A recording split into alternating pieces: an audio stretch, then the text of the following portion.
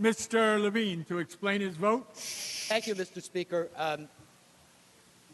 The years that I spent in the federal courts representing criminals left me with this compulsion to correct the record. And I want to state that I learned something here today that I didn't know before.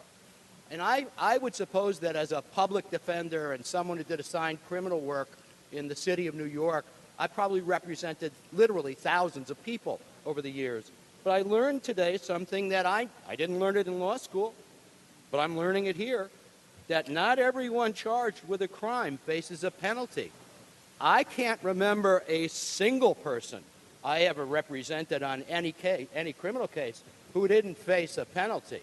And I am concerned that people who do not know Mr. Graff, why do you rise? Will you yield? I'm explaining my vote. Oh, I'm sorry. We're explaining our vote. So that's our rules. I'm explaining my votes.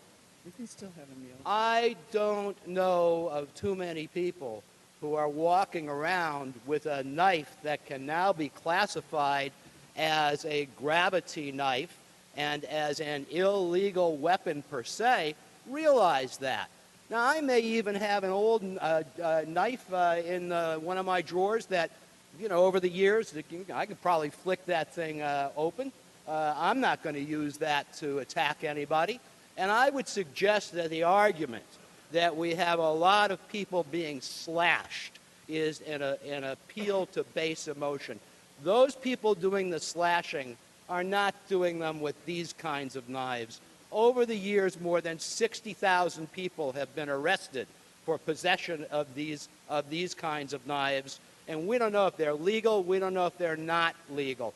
This bill corrects that defect in the law. It's high time we passed this. This is just good common sense and it's a good use of criminal law. Thank you. I'm voting in the affirmative. Mr. Levine in the affirmative. Mr. Walter. Thank you, Mr. Speaker. To explain my vote, this is a bill that's very important to pass. Too many innocent people are going to jail for simply possessing a knife that is used in common use at many jobs across the state, whether that be people who work with their hands or cutting open boxes. You know, you should have the right to be able to possess a knife to do your job without being threatened with jail. The NRA supports this bill. The Scope supports this bill. All Second Amendment groups who believe in defending the right to defend yourself support this bill. I would encourage a yes vote, and I will be voting in the affirmative. Mr. Walter in the affirmative. Mr. Dendecker to explain his vote. Thank you, Mr. Speaker. I'm very concerned about the definitions that the sponsor has brought to our attention. There are many friends of mine in the building trades that have to carry a knife to do their job, and over the years the knife may wear and not open easier than it should, and while walking home from work they could be stopped accidentally maybe by a police officer for being misrepresented or misidentified as somebody else, and then find this knife in their possession and be charged when they've done absolutely nothing wrong. So I'm very concerned about the definition. I think this is a good bill. I think it will help many of the professionals out there that, due to their course of their employment, are required to have this knife as a tool in their toolbox, and I'm going to be supporting it and voting in the affirmative. Mr. Dendecker in the affirmative. Mr. Graff.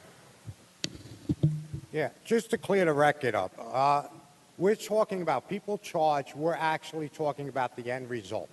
When it's just a gravity knife, many cases are plea bargained down, or many cases get dismissed on a lot of different ways. So when we're talking prosecution, when a person is sitting there and that's the only thing they have is a gravity knife, the absolute, yes, they're facing a penalty, but them actually getting jail time, especially a first offense, I don't see that happening. And the other thing, I just want to go for this statement that was made that the people being slashed on their faces when they walk down the street, that no gravity knife was used. Okay, I guess they were using a spork. Okay, I can't understand how anyone can make a statement that a folding knife wasn't used in any of these attacks. What I'm saying today is today, with all the stabbings that are going on and all the slashings that are going on, this is not the right time to bring this type of legislation. I would encourage a no vote. Mr. Graff in the negative.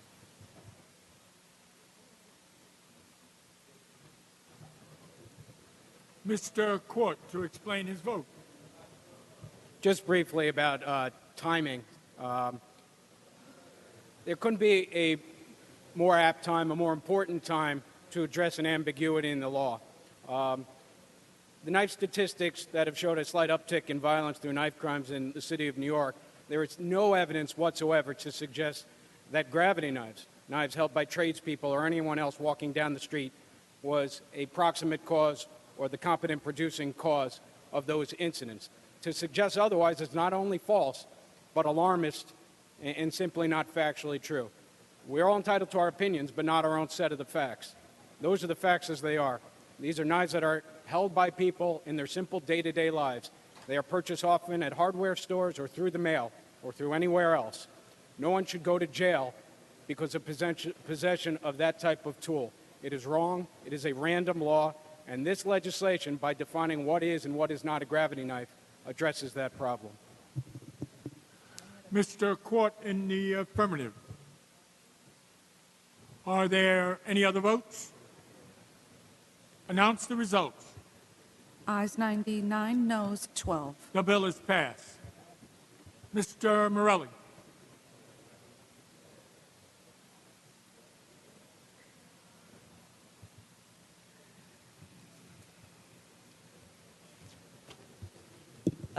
Thank you, Mr. Speaker. I'd now like to ask members of the Local Governments Committee to move to the Speaker's conference room. Mr. Magnarelli is prepared to conduct local governments in the Speaker's conference room. Local Government Speakers Conference Room.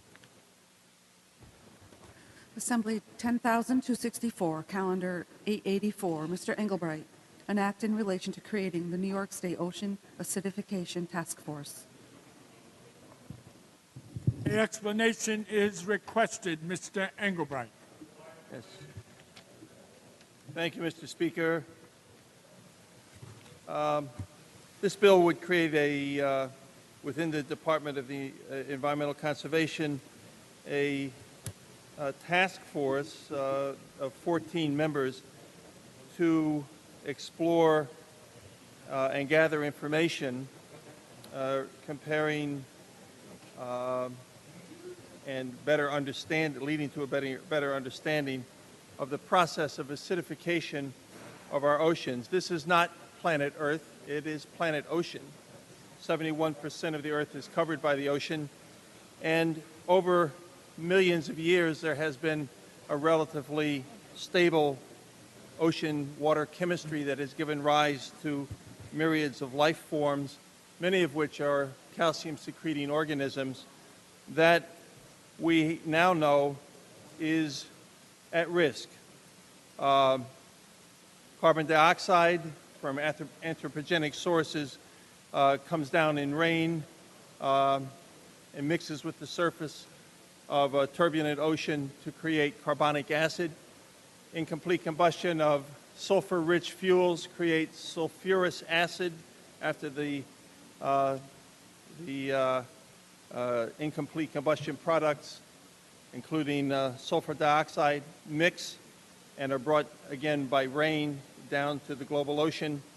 And the result is that we have a multi-billion-dollar industry in this state that is at risk, and on a global level, we risk losing species diversity, the ability of many species to secrete shells to defend themselves from predators, and indeed the entire delicate web, perhaps hundreds of millions of years old within the oceans, is threatened by the upending of the water chemistry of planet ocean. So we're going to look into that with this bill to set up and information sharing practice of exploring and recommending to the legislature in 3 years' time and a better understanding of what we're really looking at and how to best deal with it. Ms. Corwin, Thank you, Mr. Speaker. Would the sponsor yield? do you yield? I'm pleased to yield. Sponsor yields. Thank you, Mr. Engelbright. Just very quickly, I know some of our colleagues were concerned in committee. We make quite a few task forces legislatively, especially this year. It seems like quite a few. And we just want to make sure if we're going through the process of creating these committees that there's actual work that can be done that can't be done somewhere else that would require a task force. I was doing a little research, and I see the Stony Brook University School of Marine and Atmospheric Sciences actually conducts studies having to do with ocean acidification. I'm looking at one right now, hypoxia and acidification in ocean ecosystems, couple dynamics, effects on marine life, and there were several others as well. I would dare say that they're probably experts in that field. Why is it necessary for us to create a separate task force if we already are investigating the subject, within New York State and obviously looking at marine life? Is it not possible for the DEC to just utilize the expertise at our outstanding university and have them make recommendations for policy change? Well, the DEC is already aware of this subject. They have issued a draft ocean acidification or a draft ocean action plan for 2015 through 2025. And in it, they have highlighted the importance of the fin fish and shellfish industry of our state. It isn't as if this is a brand new idea, but it also isn't an idea that has a franchise inside of academia. I anticipate that we will, among the 14 members, we'll see perhaps 9 of them be individuals from academic think tanks and research centers. And the idea here is to put all of us on high alert to look for their report, in that I haven't seen, as I walk around the chamber, too many people reading the details of the research papers that are prepared for the academic setting, which is reasonable. I'm not being critical of our colleagues, but it is important for us to set into place this panel to underscore the importance of this issue, which is profoundly important for our coastal region as well as for the global ocean, and thereby to underscore the importance of gathering the information and making recommendations directly for policy. It's true that SUNY at Stony Brook has a marine sciences division within the university. We fund them, in fact, for some of their activities through the Environmental Protection Fund, but they typically do not look to make policy recommendations. What we usually end up supporting are scientific papers. So we need that translational phase, if you will, of a panel such as this to take scientific information and help us formulate policy. Okay, thank you, Mr. Engelbrecht. I appreciate your comments. On the bill, Mr. Speaker? On the bill, Ms. Corwin. Thank you. I agree with the sponsor very much so that this is an industry and certainly a part of our culture here in New York State that we need to support, and pollution or acidification in the ocean certainly would have an impact on us economically as well as culturally. However, we are getting to a point here where we do have quite a few task forces, and I may also note that many of the task forces, including this one, have a large number of people included, and I understand we do that as a way of getting representation coming in from many different places, academia, from the governor's office, from the legislature. However, I think it's very important that we keep in mind as we investigate these issues that we try to go about it in the most effective, efficient way and minimize the bureaucracy that we can. Unfortunately, we have hundreds and hundreds of task forces that have been created over the years that either didn't deliver on their mandate or did deliver and still exists and still continue to meet with no real mission.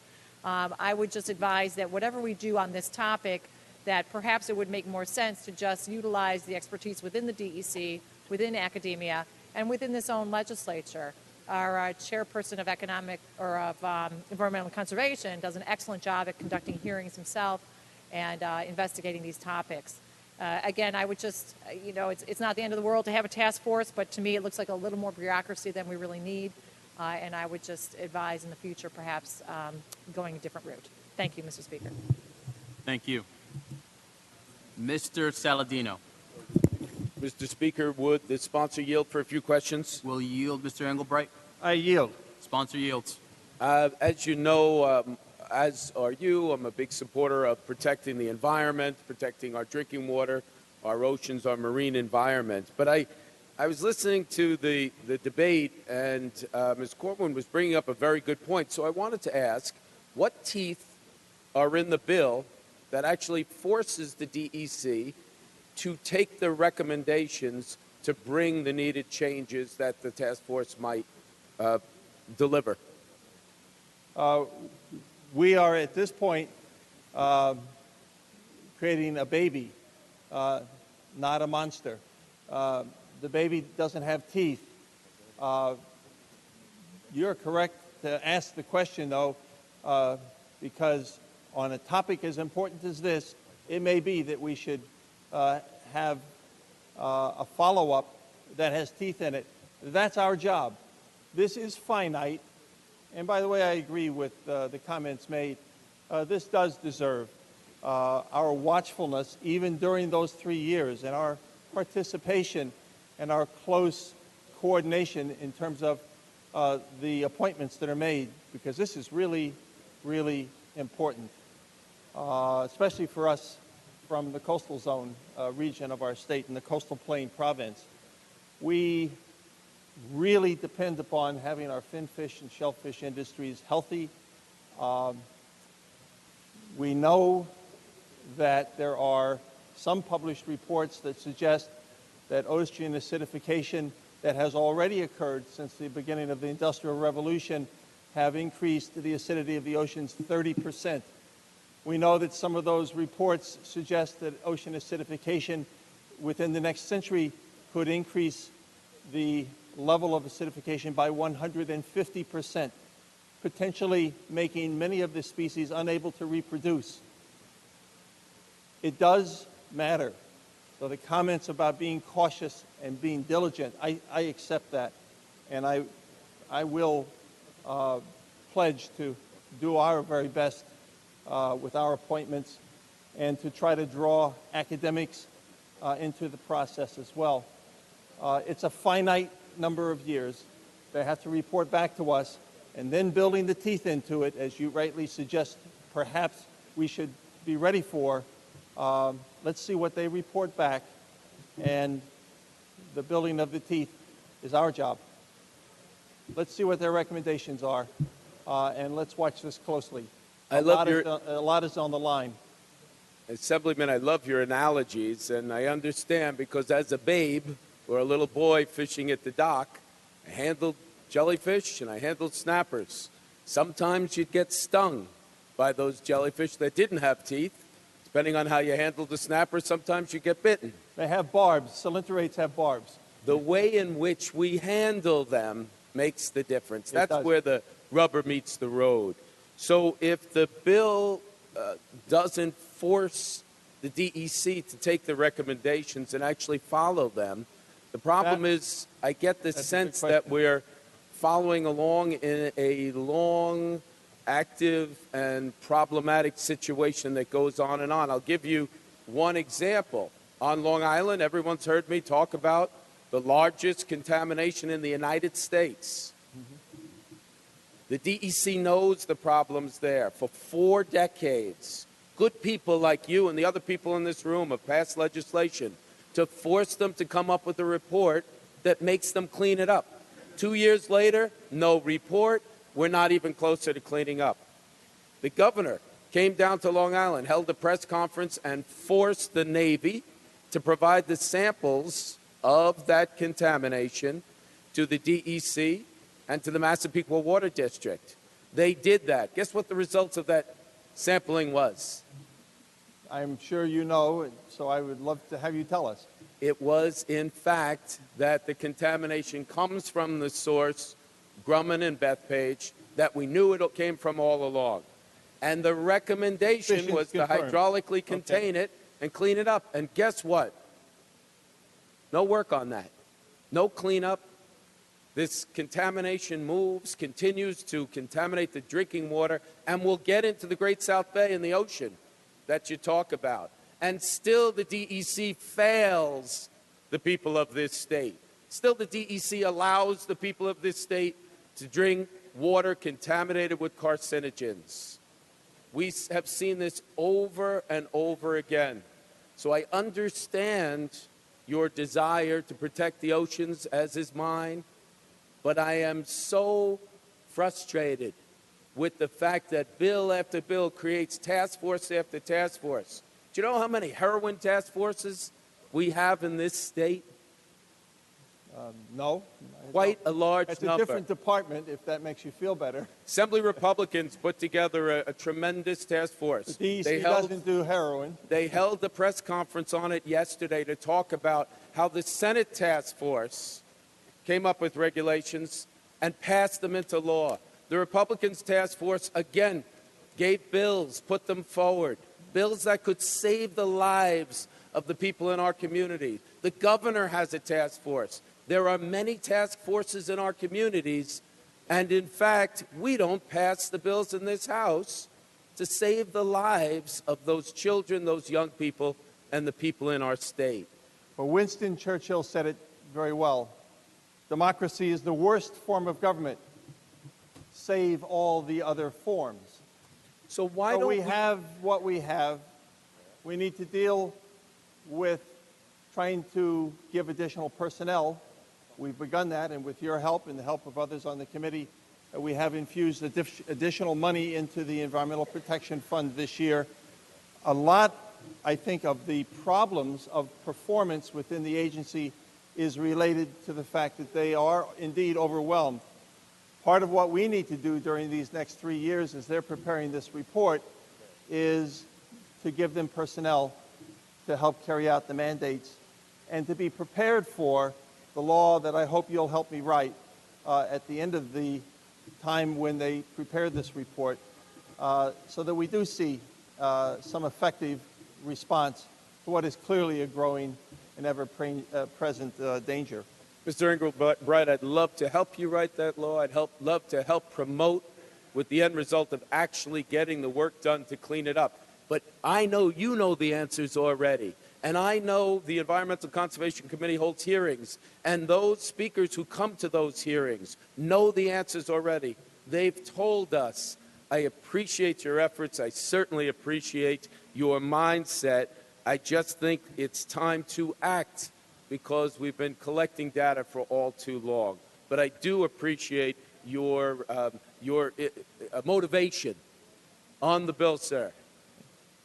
On the bill, Mr. Saladino.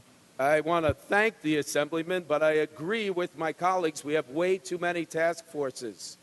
We've heard on and on how to stop the heroin and opioid problem. We've had the task forces, and quite frankly, many of them have done a wonderful job.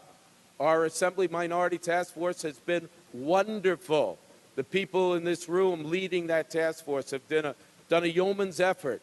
We present the ideas. We present the bills. Nothing. 2 more weeks left. No bills hitting the floor to protect the children, protect the young people. We've got the biggest contamination in the United States on Long Island. 4 decades of working on the Grumman Navy plume. 250,000 people drinking that water. Way more than in other states that have contaminations we read about in the news. And yet the DEC, the Navy, Grumman have done nothing but test. Hundreds of thousands of dollars spent. The people on Long Island deserve more. The people in our communities should not be forced to drink contaminated water.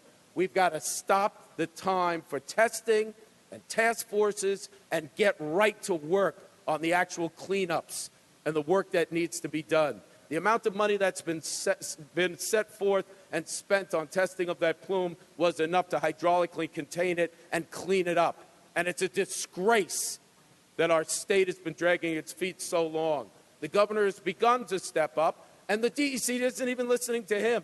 We've had it up to here, and we need to do more to protect our water, our drinking water, our oceans, clean up the problems, fix the heroin problem, fix the situations instead of continuing to look at them and drag our feet year after year. I appreciate the opportunity, and I hope the DEC and I hope the other people are listening. We've got to get down to the work. We've got 2 weeks left. Bring those heroin and opioid bills. Get the DEC to start cleaning up the messes in this state and put the people first. Thank you for this opportunity to speak.